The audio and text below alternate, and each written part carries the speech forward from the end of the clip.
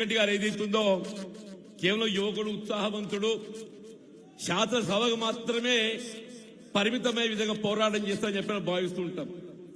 కానీ శాసనసభకి పరిమితం కాదు, నియోజకవర్గంలో కూడా ఏదైతుందో పార్టీని బలోపేతం చేయడం లోపల ఆయన ఎంత కృషి చేస్తుండో ఇవాళ మీ అందరిని చూసిన తర్వాత అది కనబడుతుందని చెప్పంటున్నాను. నేను కౌశిక్ రెడ్డి గారి హృదయపూర్వకంగా అభినందిస్తున్నాను. నేను ఇలా రాబోయే కాలం లోపల ఇలా హుజరాబాద్ నియోజకవర్గాన్ని ఆదర్శవంతంగా తీసుకుంటాం. ఏం చెప్పంటే మాకు మేము జగించాల బాగా బలవంతం అనుకుంటాం, కానీ మిమ్మల్ని చూసిన తర్వాత నిజంగా కూడా ఇది ఉద్యమాల గడ్డ అని చెప్పక తప్పదని చెప్పంటున్నాం. అలా ఏదైనా కానీ అంటే వాస్తవంగా తెలంగాణ రాష్ట్ర ఏర్పాటు ఉద్యమ సమయం ఆనాడు కేసీఆర్ గారు ఏదైతుందో తన పదవులు త్యాగం చేసి, సాధారణ పదవులు త్యాగం చేయడం అంటే మామూలు విషయం కాదని చెప్పంటున్నాను. వారు శాసనసభ సభాపతి అట్లాగే శాసనసభ సభ్యత్వానికి రాజీనామా చేసి ఇలా తెలంగాణ రాష్ట్ర ఏర్పాటుతో మాత్రమే ఈ తెలంగాణ ప్రాంతానికి రైతాంగం న్యాయం జరుగుతుంది.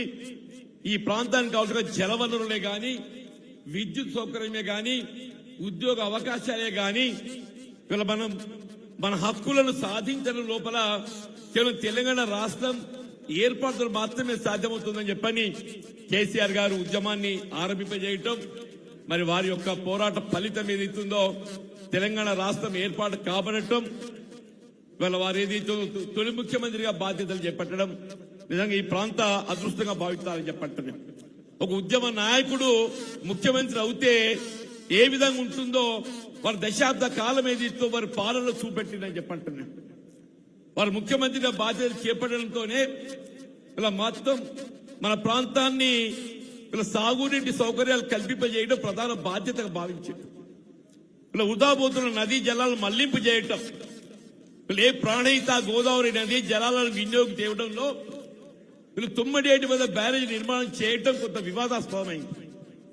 ఉమ్మడి రాష్ట్రంలో తుమ్మడేటి వద్ద బ్యారేజ్ నిర్మాణం చేయాలని తలంచినా గానీ మహారాష్ట్ర ప్రభుత్వంతో ఒప్పందం కుదుర్చుకోవటం అది సాధ్యం కాలేదు. అటువంటి యొక్క మరి ఆ తుమ్మడేటి వద్ద బ్యారేజ్ నిర్మాణం సాధ్యం కానప్పుడు ఏ విధంగా నీటిని వినియోగం చేయాలనే ఒక భావన ఆలోచనతో కేసీఆర్ గారు మరి వారి యొక్క లౌక్యం ప్రదర్శించే చెప్పంటారు. వారు లౌక్యం ప్రదర్శించి అన్న వారికి తోడుగా నిలిచింది నీటిపారుదల శాఖ మంత్రులుగా హరీష్ రావు గారు అని చెప్పంటున్నాను. ఎవరైనా మొండిగా మాట్లాడడం కాదు, తుమ్మడేటి వద్ద సాధ్యం కాంది ఏదైతుందో దిగువ మేడిగడ్డకు వచ్చి వీళ్ళ మేడిగడ్డ 100 మీటర్ల ఎత్తులోనైనా కానీ మనకు అదనంగా భారం పడేది వీళ్ళ తుమ్మడేటి వద్ద బ్యారేజ్ నిర్మాణం చేస్తే ఒక లిఫ్ట్ వస్తుంది, మేడిగడ్డ వద్ద నిర్మాణం చేస్తే ఇంకొక 2 లిఫ్ట్లు అదనంగా అవుతాయి. కానీ నీటి లభ్యత ఏదైతుందో పైన మన తుమ్మడేటి వద్ద ఒక 70 టీఎంసీ వస్తే ఇక్కడ 300 టీఎంసీ పైన నీటి లభ్యత పొందే అవకాశం ఏదైతుందో వీళ్ళ హక్కుగా పొందడం మన తెలంగాణ ప్రాంతానికి ఏదైతుందో మరి దాని ఒక అదృష్టంగా భావించి కేసీఆర్ గారు మహారాష్ట్ర ప్రభుత్వంతో ఒప్పందం కుదుర్చుకొని వీళ్ళ కాళేశ్వరం ప్రాజెక్టే ఇది కేవలం తెలంగాణ రాష్ట్రానికే పరిమితమయ్యే విధంగా కాకుండా వీళ్ళ జాతీయ అంతర్జాతీయ స్థాయిలో గుర్తింపు పొంది ప్రశంసలు పొందినట్టు ఒక ప్రాజెక్టే కాళేశ్వరం ప్రాజెక్ట్ అని చెప్పంటున్నాను. ఇవాళ ఎవరెవరు ఏమేమి మాట్లాడుతూ తెలియదు నాయన అని చెప్పంటున్నాను. యావత్ తెలంగాణ ప్రాంతానికి కేవలం పాలమూరు రంగారెడ్డితో ఏదైతుందో కొంత మేరకు మహబూబ్ నగర్ రంగారెడ్డి జిల్లాకు నీటి సౌకర్యం వస్తుంది కావచ్చు, ఖమ్మం జిల్లాకు ఏదైతే సీతారామ ప్రాజెక్టు రాజీవ్ సాగర్ తోని కొంత మేరకు నీటి సౌకర్యం వస్తుంది కావచ్చు. కానీ మిగిలిన యావత్ తెలంగాణకు సాగునీరు, త్రాగునీరు, పారిశ్రామిక అవసరాలు, హైదరాబాద్ నగరానికి త్రాగునీటి అవసరాలు కల్పించేది కేవలం కాళేశ్వరం ప్రాజెక్ట్ అని చెప్పక తప్పదని చెప్పంటున్నాను. అటువంటి ఒక ప్రాజెక్ట్ నిర్మాణానికి పూనుకున్న కేసీఆర్ గారికి ఏదైతుందో తోడు నిలిచి హరీష్ రావు గారు ఏదైతుందో దానికి కార్యరూపం కల్పించిన ఘనత ఏదైతుందో కేసీఆర్ గారితో పాటు హరీష్ రావు గారు కూడా దక్కుతుందని చెప్పక తప్పదంటున్నాడు. అటువంటి ప్రాజెక్టే దశాబ్ద కాలంలో చెప్పంటున్నాను. మీరు హైదరాబాద్ కి ఆరంభిస్తే హైదరాబాద్, కరీంనగర్, నిజామాబాద్, వరంగల్, మెదక్, సింగూరు, నల్లగొండ, సూర్యాపేట వరకు కూడా చెప్పండి. నల్లగొండ, సూర్యాపేట వరకు నీరు అందింపజేసే ఒక ప్రాజెక్టే వీళ్ళ కాళేశ్వరం ప్రాజెక్ట్. అది ఏమైందన్నా ఒక 2 పియర్సే కురింగిపోయినాయి. 2 పియర్సే ప్రకృతి వైపరీత్యమా కారణం ఏదైనా 2 పియర్స్ కురింగిపోయినాయి చెప్పి అంటున్నా. ఇప్పుడు ఆ 2 పియర్స్ కురింగిపోతే 30 మాసాలు గడుస్తుందయా. ఈ 30 మాసాల కాలంలో ఆ కుంగిపోయిన 2 పిల్లలు కట్టలేనట్టు ఒక అసమర్థ ప్రభుత్వం. ఇవాళ దురదృష్టం ఏంటంటే రేవంత్ రెడ్డి ఒక్కొక్క మాట మాట్లాడుతుంటే అసలు ఆయన ఏమన్నాలో నాకు తోచలేదు చెప్పంటున్నా. రేవంత్ రెడ్డి ఒక్కొక్క మాట మాట్లాడుతుంటే కేవలం కేసీఆర్ గారిని దోషిగా ఎత్తి చూపే ప్రయత్నం తప్ప తెలంగాణ ప్రాంతాన్ని సస్యశ్యామలం చేసినటువంటి ఆ కాళేశ్వరం ప్రాజెక్టు గొప్పతనం ప్రజల్లో కనబడితే ఎట్లుంటుందని చెప్పని ఒక కుట్రపూరితంగా ఏదైతుందో ఆ 2 పియర్స్ మరమ్మతు ఏదైతుందో ఈ 30 మాసాలుగా నాన్సుతో వచ్చిందని చెప్పి అంటున్నాను. దురదృష్టం ఏంటంటే ఈసారి కరువు వస్తుందే. ఇది మృగశిర కార్తీ అంటే ఇప్పటికి మొత్తం వర్షం మనకు పునాస ఏదైతుందో ఆరంభమయ్యే దినం అని చెప్పి అంటున్నాం. అటు పునాస ఆరంభమయ్యే దినం ఇది రోహిణి కార్తీలే గడ్డలు కొడుతున్నాయని చెప్పి అంటున్నాను. రాబోయే కాలం ఏ విధంగా ఉంటుందో తెలియదు. కాళేశ్వరం ప్రాజెక్టు యొక్క గొప్పతనం, దాని ఆవశ్యకత అనేది మనకి ఇప్పుడు తెలిసి వస్తుంది చెప్పంటున్నాం. కాళేశ్వరం ప్రాజెక్టు గొప్పతనం ఆవశ్యకత మనకి ఇప్పుడు తెలిసి వస్తుంది చెప్పంటున్నాను. దానికే వీళ్ళ రేవంత్ రెడ్డి గారు ఆయనకి ఇప్పుడు జ్ఞానోదయమైనట్టు నేనేదో 27 జూన్ వరకు దాన్ని మరమ్మతు చేస్తా. నువ్వు 27 జూన్ కాదురా నాయన, నీ జీవిత కాలంలో నీతో కాదు, అది మళ్ళీ మరమ్మతు కావాలని చెప్పంటే బీఆర్ఎస్ పార్టీతోనే సాధ్యమవుతుంది. మళ్ళీ రేపు ఎన్నికల్లో ఏదైతుందో బీఆర్ఎస్ ప్రభుత్వం అధికారం రావటం, కేసీఆర్ గారి యొక్క నాయకత్వంలో హరీష్ రావు గారు తోడు నిలిచి ఈ 2 పియర్స్ ఏదైతే మరమ్మతు చేసి యావత్ తెలంగాణ రాష్ట్రాన్ని ఏదైతుందో సుభిక్షం చేసేటువంటి యొక్క ఘనత మళ్ళీ బీఆర్ఎస్ పార్టీకి దక్కబోతుందనే ఒక భావన నేను వ్యక్తం చేస్తాను చెప్పంటున్నాను. దాంతో పాటు అందరం రైతులమైన కులానికి ఎవరమైనా కానీ మనం పండించే ధాన్యానికి గిట్టుబాటు ధర కావాలి. కేంద్ర ప్రభుత్వం ఏదైతే మద్దతు ధర ప్రకటిస్తుంది, ధాన్యం కొనుగోలు ఆవశ్యకత ఎంత ఉంటుందో మీకు తెలియదు కాదు. దశాబ్ద కాలం అన్నాడు ఎంత సమస్య ఉన్నా కానీ ఏదైతుందో ఏ విధమైనటువంటి రైతుకు ఇక్కట్టు కలవకుండా కేవలం పెట్టుబడి సమకూర్చడమే కాదు, రైతు బంధు సకాలంలో ఇవ్వడంతో పాటుగా రైతు బీమా సౌకర్యంతో పాటుగా మనం పండించే వ్యవసాయ ఉత్పత్తులు ఏవైనా కానీ ఏదైతుందో వాటి మద్దతు ధర కల్పింపజేసే ఒక ఘనత మరి ఆనాటి బీఆర్ఎస్ ప్రభుత్వం కేసీఆర్ గారికి దక్కుతుందని చెప్పి అంటాడు. ఈసారి చూసిన మేము ఎన్ని కష్టాలు పడ్డాము. ఇప్పుడు ఆఖరికి వస్తే మేము కొనుగోలు చేసినామని చెప్పి చెప్తారు కావచ్చు, కానీ ఎక్కడైనా ఇవాళ ప్రతి సంచికి 3 కిలోల నుండి 5 కిలోల దాకా కోసిందా కోయలో మీరు చెప్పండి. ప్రతి సంచికి అని చెప్పంటున్నారు 3 కిలోల నుండి 5 కిలోలు అంటే 40 కిలోల బ్యాగ్ 3 కిలోలు పోతే 2.5 సంతలో క్వింటల్ అవుతుంది. 7.5 అని చెప్పడం 5 కిలోలు పోయింది కదా. మనం తూకం వేసేటప్పుడు మాయిశ్చర్ ఎంత ఉండాలి? 17% ఉండాలి. ఆ 17% తూకం ఏమైపోయింది? అది 9-10% వచ్చింది మన తూకం వేసే సమయానికి. అంటే ప్రతి క్వింటల్ మీద ప్రతి రైతు 5 నుండి 10 కిలోలు ఏదైతుందో నష్టపోయిందని చెప్పంటున్నాం. క్వింటల్కి 24 రూపాయలు లెక్క కడితే 5 కిలోలకు ఏదైతుందో 120 రూపాయలు, 10 కిలోలకు ఎంత అవుతుంది? 280 రూపాయలు అని చెప్పంటున్నాను. ప్రతి రైతు ఒక ఎకరానికి 30 క్వింటల్ పండిస్తే ఈ లెక్కలు లెక్క కడితే నువ్వు ఇచ్చే రైతు భరోసా 6,000 ఎగ్గొట్టినావు, అది పోయింది. ఇక్కడ వచ్చాడు వరి ధాన్యం మీద పొందే మద్దతు ధరలో ఏదైతుందో 6,000 రూపాయలు ఏదైతుందో ఆ రైస్ మిల్లర్ దోపిడీకి మనకు గురైన నిజామాబాద్ చెప్పండి అని అంటున్నాను. నేను ఒకటే ఉదాహరణ చెప్పంటున్నాను.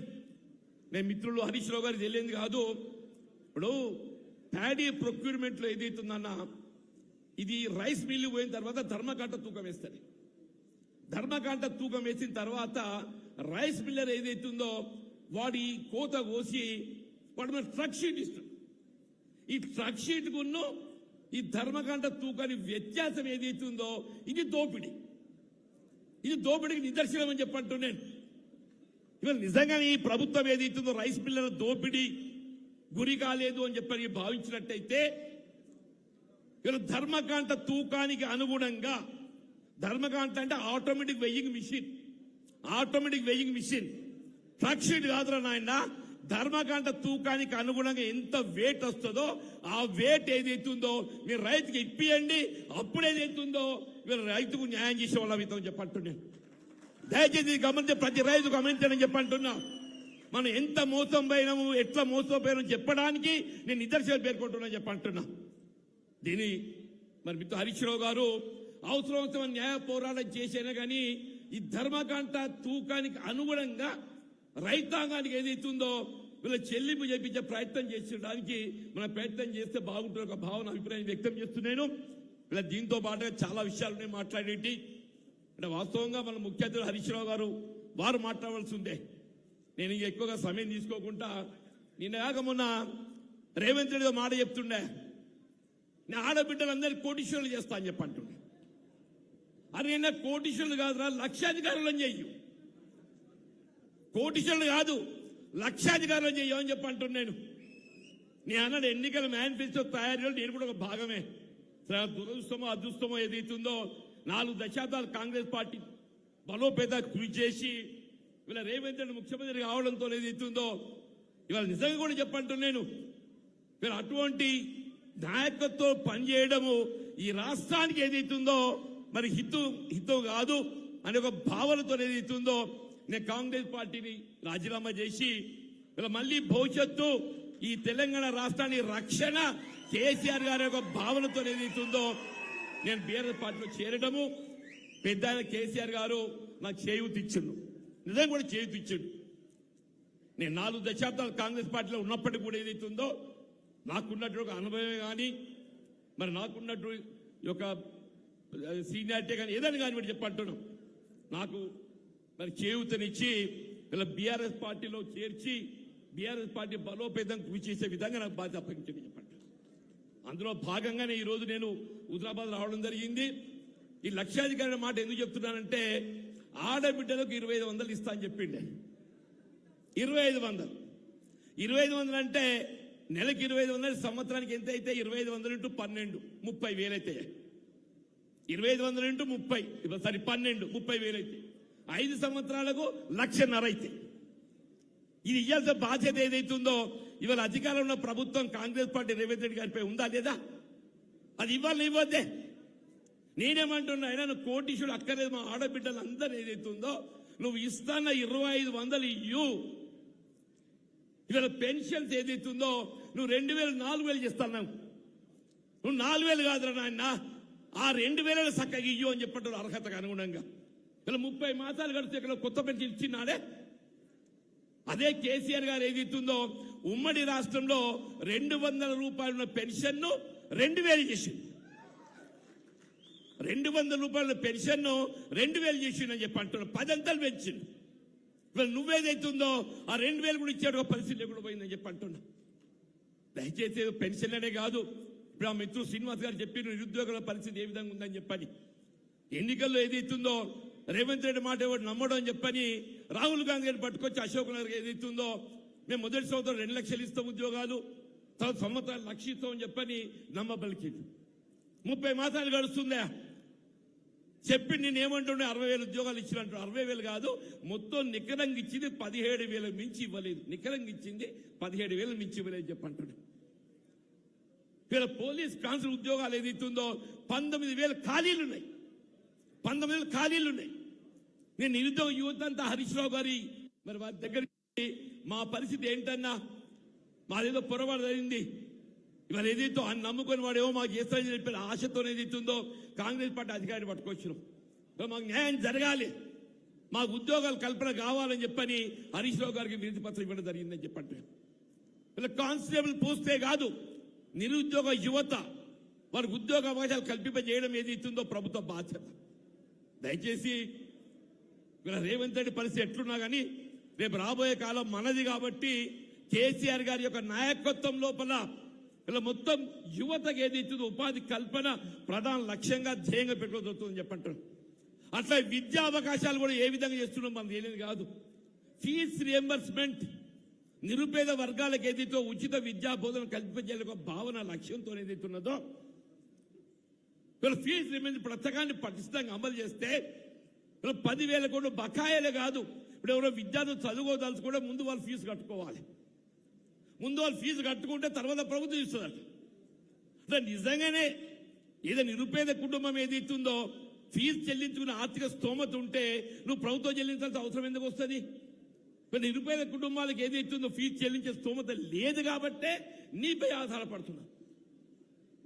ఫీజు రియంబర్స్మెంట్ పథకం నిర్వీర్యం చేయడంతో వీళ్ళ నిరుపేద కుటుంబాలకు విద్యా అవకాశాలు భారత రాజ్యాంగం కల్పించిన హక్కు అని చెప్పంటున్నాం. పాతమే హక్కుల్లో ఇది ఒక భాగం అని చెప్పంటున్నాం. విద్యా వైద్యం అటువంటి హక్కును కలరాస్తుంది ఇలా ఈ కాంగ్రెస్ పార్టీ రేవంత్ రెడ్డి ప్రభుత్వం అని చెప్పంటున్నాం. ఏదేమైనా కానీ మరి ఇంకా 2 సంవత్సరాలు మనకి తప్పదు నాయన. ఈ 2 సంవత్సరాలు మనకి పోరాటం తప్పదని చెప్పంటున్నాను. ఈ 2 సంవత్సరాలు ఏదైతుందో ఇవాళ మనం మంచిగా కనబడుతుంది. ఇది నిన్న మొన్న సర్వే ఒకటి వచ్చిందన్న, అది మీరు కూడా గమనించి ఉంటారని చెప్పంటున్నాను. మన తెలంగాణలో 86 స్థానాలు బీఆర్ఎస్ దక్కుతుందని చెప్పారు. 86 స్థానాలు వచ్చిందన్న. అంటే ఇది మనం చేసిన సర్వే కాదు, ఇది మహారాష్ట్రకి ఏదైతుందో నాకు సరి తెలియదు కానీ మొత్తానికి ఇది అంతర్జాతీయ స్థాయిలో గుర్తింపు చేసిన సర్వే. వీళ్ళ బీఆర్ఎస్ భారత రాష్ట్ర సమితి కేసీఆర్ గారి యొక్క నాయకత్వంలో ప్రభుత్వం ఏర్పాటు చేయడం 86 స్థానాలు పొందబోతున్నామని చెప్పంటూ నేను దాన్ని పటిష్టం చేసుకోవాలి. మనం ఎట్లా ఇక అధికారానికి వస్తున్నామని చెప్పని నిర్లక్ష్యం చేస్తే పరిస్థితి కొంత ఇబ్బందికరం ఉంటుంది. ఇది ఆరంభం అని చెప్పి ఈ సభ్యత నమోదు ఇది ఆరంభం అని చెప్పి అంటున్నాం. ఈ సభ్యత నమోదుతో ఏదైతుందో మనం ఇవాళ బీఆర్ఎస్ పార్టీ యొక్క ఆలోచన విధానాన్ని మన గతంలో అమలు చేసిన ఒక కార్యక్రమాలను ప్రజానీకం చేరవేయడంతో పాటుగా ప్రస్తుత ప్రభుత్వ వైఫల్యాలను కూడా ప్రజానీకాన్ని వివరించి వీళ్ళ ప్రజల యొక్క మరి మన్నను పొందే విధంగా మనం పనిచేసే బాధ్యత మనపై ఉంటుందని చెప్పి అంటున్నా. నేను రాకముందు ఈ కార్యక్రమం ఇంత పెద్ద ఉంటుందని అనుకోలేదు. మా కౌశిక్ రెడ్డి ఏదైతుందో ఉరుకులాట ఉంటుంది, మరి పనిలో ఎట్టుంటాడో అని చెప్పి అనుకున్నా. వీళ్ళ కౌశిక్ ఉరుకులాటే కాదు, పనిలో కూడా చూస్తుంటే సిద్దిపేట పోటీ పెడతట్టు ఉన్నాను అని చెప్పి అంటున్నాను. వీళ్ళు మొత్తం రాష్ట్రంలో ఆదర్శవంతంగా ఉంది హరీష్ రావు గారు సిద్దిపేట కాన్స్టిట్యూన్సీ అని చెప్పండి. ఆనాటికెళ్ళి ఈనాటి వరకు ఓటమేరుగా నియోజకవర్గం ఏదైనా ఉంది అని చెప్పంటే సిద్దిపేట హరీష్ రావు గారు అని చెప్పి అంటున్నాను. నాలాంటి కూడా ఒకసారి గెలుస్తున్నావు, ఒకసారి పోతున్నావు. అది ఏందో నాకు అదృష్టం, నాకు తెలియదు. నేను ఏం పొరపాటు చేస్తున్నా నాకు తెలియదు, కానీ నేను ఆశించిన ఫలితం ప్రతిసారి పొందలేకపోతున్నా. కానీ హరీష్ రావు గారిని మనం చూశాను. నేను సార్ వారికి వెళ్తామని చెప్పి అనుకున్నా. సిద్దిపేట ఉంటారు కావచ్చు అనుకొని చెప్పి చేస్తే లేదని ఇక్కడ ఉన్నా అని చెప్పాను. అంటే వారి హోంవర్క్ అనేది ఊరికే మాటలు మాట్లాడడం కాదు. రాజకీయ ఉపన్యాసాలు ఎవరైనా ఇవ్వగలుగుతాం. ఆ ఉపన్యాసాలు మాట్లాడడం కాదు, అది ఆధారపూరితంగా వారు మాట్లాడే ఒక ప్రతి మాట ఏదైతుందో ఆధారపూరితంగా మాట్లాడే విధంగా ఏదైతుందో వారు బ్యాకప్ తో హోంవర్క్ చేయడం నేను ప్రత్యక్షంగా గమనించిన చెప్పండి. ఇవాళ కేసీఆర్ గారి యొక్క ఆలోచనకు రూపకల్పన చేయడంలో మన కార్యనిర్వాహక అధ్యక్షుడు కేటీఆర్ గారు, అట్లే మన మిత్రులు మరి ఉపనాయకులు హరీష్ రావు గారు ఏదైతుందో వీళ్ళ మనందరినీ కార్యోన్ముఖులను చేసే విధంగా ముందుకు తీసుకుపోవటానికి వారు ఇక్కడికి వచ్చినందుకు వారికి హృదయపూర్వక ధన్యవాదాలు చెప్తూ, దీంతో పాటు ఇంకా మన 2-3 కార్యక్రమాలు ఉన్నాయన్న, దయచేసి అవి కూడా మీరు సమయం ఇవ్వాలి. సతీష్ కూడా దాని కొరకు వచ్చిండు. అదే అంటున్నా. Thank you very much. వీళ్ళ మిత్రు కౌశిక్ ను మరొకసారి హృదయపూర్వకంగా అభినందిస్తూ ఇలా హుజరాబాద్ నియోజకవర్గం ఏదైతుందో మొత్తం ఉమ్మడి కర్నూలు జిల్లాతో పాటుగా తెలంగాణకి ఆదర్శంగా నిలవాలని చెప్పని కోరుకుంటూ, జై తెలంగాణ, జై తెలంగాణ. కేసీఆర్ గారి నాయకత్వం, కేసీఆర్ గారి నాయకత్వం, కేసీఆర్ గారి నాయకత్వం.